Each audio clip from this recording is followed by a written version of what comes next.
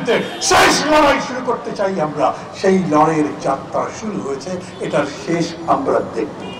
আজ দেখেন মহানগর ঢাকায় আওয়ামী লীগ ছাত্রলীগের চিহ্ন নাই, যে কর্মসূচি দিয়েছিল করতে পারে নাই। ওই যে লাখো ছাত্ররা যারা দাঁড়িয়েছে ন্যায়ের দাবিতে, ন্যায়সঙ্গত ন্যায্যতার দাবিতে, সমতার দাবিতে, মেধার ভিত্তিতে লেখাপড়া এবং চাকরির ব্যবস্থা করো, তাদেরকে কোনো কিছুর ভয় দেখিয়ে আটকাতে পারবেন না।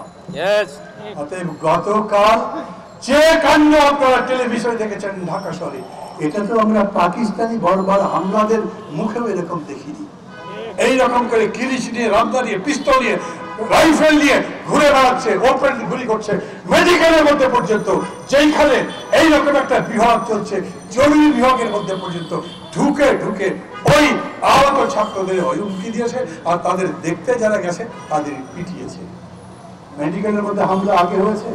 এই এত বড় ঘটনা ঘটবার পরে মনে করেছিলেন এই ছাত্রদের পিটাই বোধহয় ঠান্ডা হয়ে যাবে। আজ দেখেন মহানগর ঢাকায় আওয়ামী লীগ ছাত্রলীগের চিহ্ন নাই, যে কর্মসূচি দিয়েছিল করতে পারে নাই। জাহাঙ্গীরনগর বিশ্ববিদ্যালয়ের সমস্ত শিক্ষকরা কালো কাপড় বেঁধে মিছিল করে করে নেমেছেন এবং বলেছেন আমার ছাত্রদের বুকে গুলি, আমার ছাত্রদের উপরে নির্যাতন সইতে পারিনি, তাই বেরিয়ে এসেছি। আমেরিকান স্টেট ডিপার্টমেন্ট থেকে গতকাল আজকে সকালবেলা ব্রিফিং করবার সময় বলেছে বাংলাদেশের 2 জন শিক্ষার্থী এই আন্দোলন করতে গিয়ে মৃত্যুবরণ করেছে। আমরা এখন পর্যন্ত এই কথা কারো কাছে বলিনি, কারণ আমরা মিথ্যার বেশাতি করি না, মিথ্যা ছড়াই না। কিন্তু আজ ডেইলি স্টার ছেপেছে আবু সাইদ মারা গেছে, তার লাশ নিয়ে রংপুরে মিছিল হচ্ছে, গুলি করেছে পুলিশ, মানুষ মেরে ফেলেছে, মিছিল থামাতে পারেনি। মিছিল চলছে, মিছিল চলবে। আমি শুধু বলি হাত, খুনির হাত রক্তে রঞ্জিত যদি মনে করেন এই হুমকি দিয়ে, এই ভয় দিয়ে, গ্রেপ্তার ভক্ত করবার ভয় দেখে, নির্যাতন করবার ভয় দেখে হামলা করে আমাদের আন্দোলন বন্ধ করতে পারবেন, তাহলে সেটা পারবেন না। সরকার মানুষের জানের নিরাপত্তা দিতে পারে না, সরকার কাঁচামরিচের উপরে নিয়ন্ত্রণ স্থাপন করতে পারে না, জনগণের উপরে কি নিয়ন্ত্রণ করবে? সরকার দ্রব্যমূল্য কমাতে পারে না, সরকার বেনজির আজিজদের থামাতে পারে না। একটার পর একটা পুলিশ দুর্নীতি করতে করতে আঙ্গুল ফুলে কলা গাছ থেকে বট গাছ হয়েছে, আর উনি দেখে ভাবছে দেশে কত উন্নতি হচ্ছে। আরে এত যদি উন্নতি হয় তাহলে বাংলাদেশের পশ্চাৎপদ অঞ্চল আছে কেন? এখনো কেন পিছিয়ে পড়ে যেখানে উন্নতি হয়নি সেরকম জায়গা আছে কেন? এখনো কেন রংপুরের কথা বলেন, এখনো কেন মন্দার কথা বলেন? এই সমস্ত উন্নয়ন করে উন্নয়ন নয়। আমি স্পষ্টভাবে বলতে চাই, গতকাল থেকে সারা দেশে যে তাণ্ডব শুরু হয়েছে, যে নৃশংসতা বর্বরতা শুরু হয়েছে, তার হুকুম দাপ্তরি হচ্ছেন শেখ হাসিনা।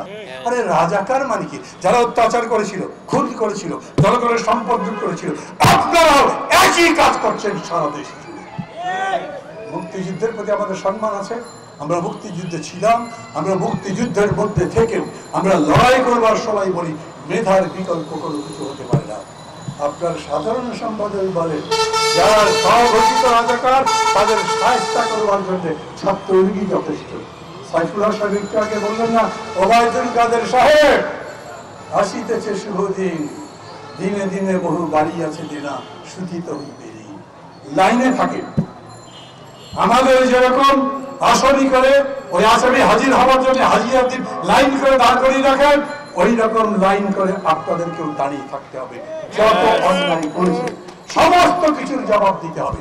কথা হয় একটাই, ওই যে বিশালায় হসপিটালের মধ্যে রক্তের চাদরের উপরে শুয়ে আছে আমার সন্তান, আমার ভাই, আপনার ভাতিজা, আপনার ভাগিনা লড়াই করতে গেছিল, তারা ন্যায্য বলেছিল আমরা কোনো রাজনীতির লড়াই করছি না, আমরা কোনো দল করছি না, কোনো দলের কাছে আমরা যাচ্ছি না, আমরা সম্পূর্ণভাবে কেবল আমাদের দাবির ভিত্তিতে লড়াই করছি।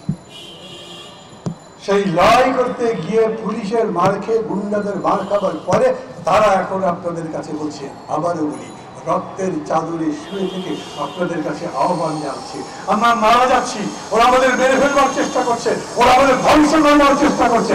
দেশের আপামর জনগণ, আমাদের মুরব্বী, পিতা মাতা, বাপ চাচা, আত্মীয় স্বজন, রাজনৈতিক দলের নেতা যারাই আছেন সমাজের কর্ণধার, সবাই আমাদের পাশে এসে দাঁড়ান। তাদের এই আহ্বানের খবর পৌঁছে দেওয়ার জন্যই আমাদের আজকের প্রতিবাদ সভা। আমি বলি সবাইকে, ওই ফেসবুকের লাইক দেওয়াই না, আর ফেসবুকের মধ্যে একটা লেখাই না। যেখানে তারা কর্মসূচি করছে, যেখানে তারা বিপদগ্রস্ত হচ্ছে, সেই জায়গায় তাদের পাশে দাঁড়ান। যেই জায়গায় এই আন্দোলনকারীদের পক্ষে রাস্তায় নেমেছে যে কেউ, তাদের সাথে দাঁড়ান, সবার সাথে সংহতি প্রকাশ করেন, সারা বাংলাদেশে সারা পৃথিবীতে ছড়িয়ে দেন। এই অত্যাচারের বিরুদ্ধে শেষ লড়াই শুরু করতে চাই আমরা। সেই লড়াইয়ের যাত্রা শুরু হয়েছে, এটার শেষ আমরা দেখব।